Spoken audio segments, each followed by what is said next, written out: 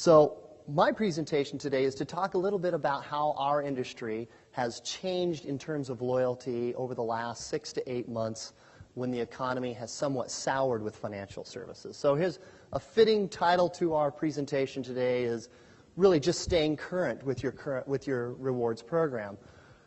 I, however, think this is probably a better title of the presentation, and that is, it really sucks in terms of the economy today. And credit unions aren't typically having the same kinds of problems as national banks are, but they are having problems. And so the knee-jerk reaction is to cut back, right? Cut back on costs or cut back on some of the incentives that you're offering to your members or your customers. And what I am saying and proposing and speaking to my customers about is now is probably one of the worst times for a credit union in particular, and a small community bank as well, to cut back in those areas of loyalty.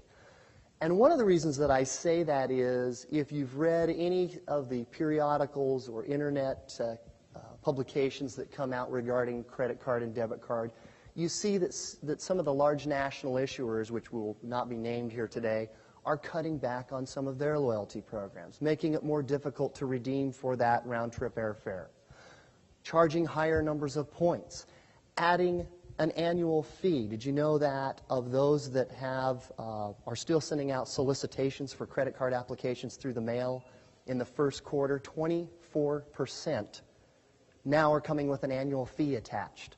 Annual fee not just a year ago was a non-issue in solicitations mailed. It was a deal killer for a lot of consumers out there that if I got an application for a credit card, if they charge me an annual fee, I can go through my mailbox and pick out 10 more over the week that don't have an annual fee.